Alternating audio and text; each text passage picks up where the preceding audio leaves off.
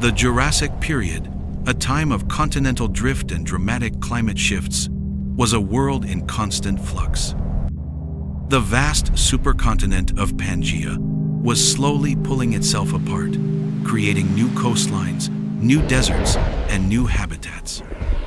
This sprawling landmass was not a static Eden, but a harsh, challenging landscape of dry seasons and sudden, violent storms. For the colossal animals that called it home, survival was not a matter of simply finding a patch of green. It was a tireless pursuit, a constant migration driven by the ancient rhythm of the seasons.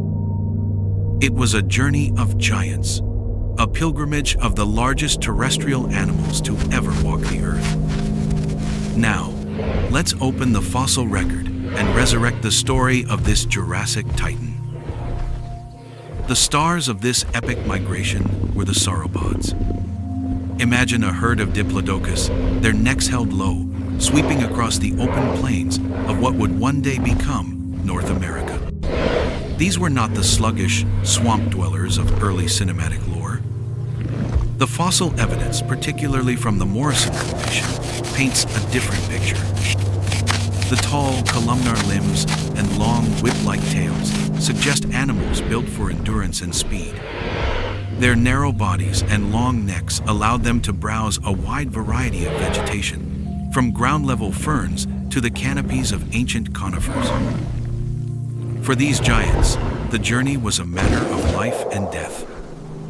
The semi-arid climate of the Jurassic meant that water sources were not guaranteed. We see evidence of this in the fossil record, where bone beds containing hundreds of sauropods suggest mass mortality events, likely caused by drought. These were not random occurrences. They were a predictable consequence of a world where resources were unevenly distributed.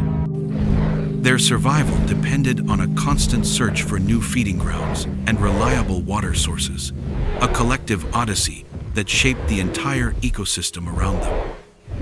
The sheer scale of their movement would have been a force of nature in itself, trampling vegetation, dispersing seeds, and carving out new trails that other animals, both large and small, would follow.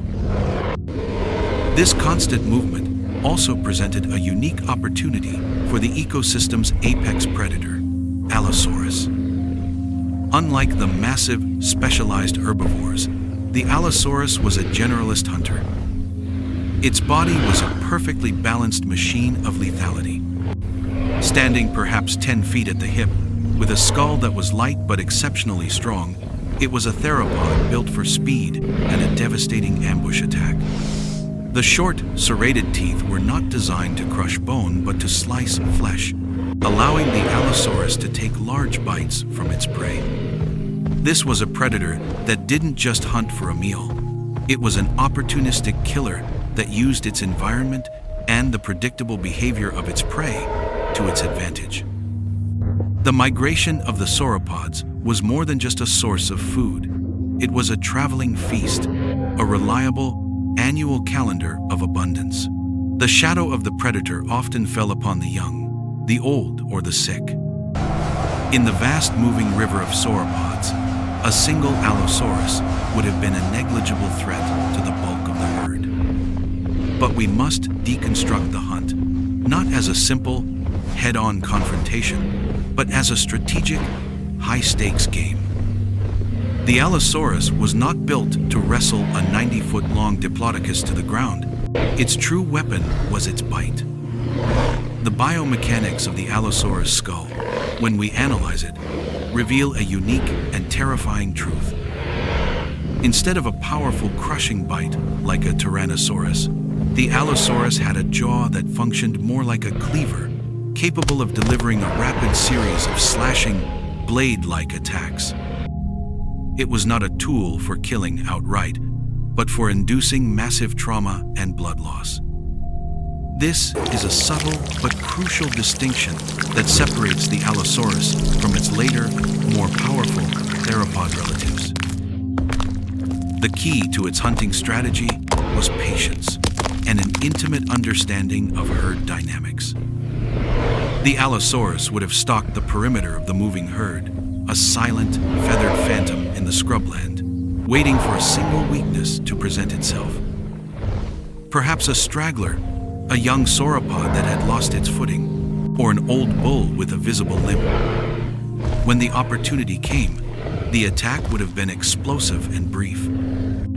A powerful rush, not aimed at toppling the giant, but at delivering a series of deep, raking wounds to the vulnerable flanks, legs, and tail. The goal was not to secure a quick kill, but to turn a healthy animal into a wounded one, a living time bomb of trauma and exhaustion. This is a classic example of what paleoecologists call the Red Queen hypothesis, a constant evolutionary arms race. The sauropods evolved their immense size and herd behavior as a defense against predators like Allosaurus, and in turn, the Allosaurus evolved its specialized slicing bite and hunting tactics to overcome these defenses. When we look at the fossil evidence, this dynamic comes to life.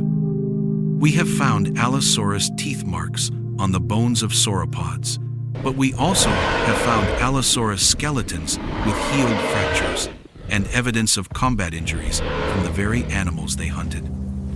It was a violent world, a testament to a brutal, beautiful balance of power.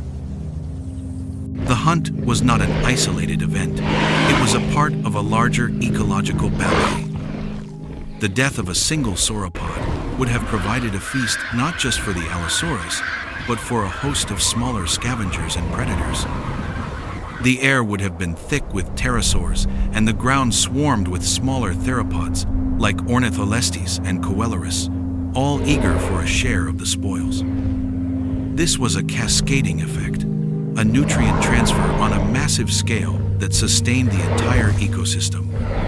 The migration was, in essence, a traveling food source for the carnivores of the Jurassic, a testament to the interconnectedness of all life, even in a world defined by the struggle for survival.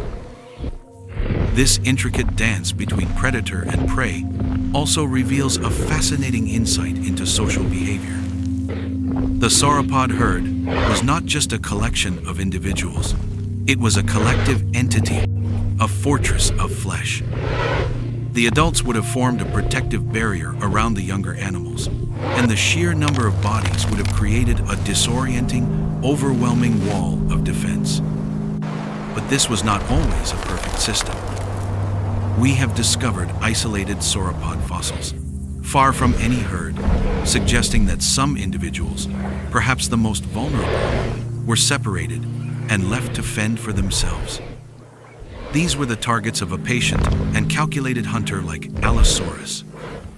The tension of the hunt was a constant, unspoken reality of the Jurassic, a drama playing out daily on a scale that is almost impossible to comprehend. The narrative of the hunt, captured in a single fossilized bone, speaks of a relationship that was more than just a cycle of violence. It was an unspoken contract, an ecological codependence that shaped the very evolution of the Jurassic world. The Allosaurus, as the primary predator of the sauropods, played a crucial role in maintaining the health and resilience of the herd. By selectively culling the weakest, the sickest, and the least fit, it ensured that only the strongest individuals survived to reproduce, a process that over generations led to the evolution of even more powerful, robust sauropods. This was not a system of merciless predation. It was a form of natural selection, a brutal yet elegant mechanism for the perpetuation of life. The fossil record is our only window into this ancient world, and what it shows us is a story of incredible resilience. In the Morrison Formation, we have discovered not just isolated bones, but entire ecosystems frozen in time. The Allosaurus from the Cleveland Lloyd Dinosaur Quarry in Utah, for example, is a treasure trove of information. The density of Allosaurus remains there is so high that it has led to theories of pack hunting, a cooperative strategy that would have allowed them to take down even the largest sauropods. While the jury is still out on the extent of this social behavior, the sheer number of them found together suggests they were not solitary creatures. The very existence of these fossils in such a concentrated area tells us that these were not random deaths, but a part of a larger, more complex ecological picture. When we consider the bones of a Diplodocus found with Allosaurus tooth marks, we are looking at the final moments of a drama that unfolded over 150 million years ago. We are seeing the legacy of a struggle for survival, a testament to a world where life was defined by both immense size and constant threat. But this story is more than just about the prey and the predator. It is about the broader ecological niche that Allosaurus occupied. As a keystone species, it shaped not just the sauropod population, but the entire trophic web of the Jurassic. Its presence influenced the behavior of other carnivores, the distribution of scavengers, and even the evolution of defensive adaptations in other herbivorous dinosaurs. The bones, once a part of a living creature, are now a library of information, holding the secrets of an era long past. They are the blueprint for a world that has been lost to time, a silent chronicle of the great Sauropod migration and the apex predator that followed in its wake. This narrative, preserved in stone, is a reminder that the world of the dinosaurs was not a static, simple stage. It was a dynamic, intricate system of interconnected lives, a world shaped by movement, survival, and the constant, dramatic push and pull of predator and prey.